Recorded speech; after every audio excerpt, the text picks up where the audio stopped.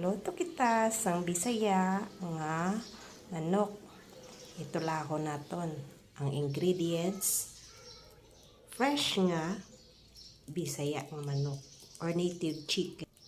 And then malunggay, fresh from the garden. Lemongrass, fresh from the garden. Ahos, fresh from palengke. Bombay and luya. Kag kapayas. Ma-start na talot. Lainon ta naman gisahon ta sa sapat. Unahon ta luya para ang aroma niya. Next, ahos.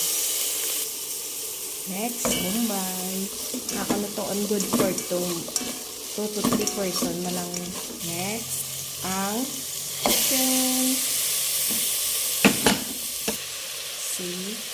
Ipretang na natin tanglad. Itangan ta sa North chicken. Hindi lispunta na sa sabaw. Yeah. Tubig. Takpan natin. Luna din natin ang kapayas na. Okay. Luna din natin ang malunggay. Lawanda.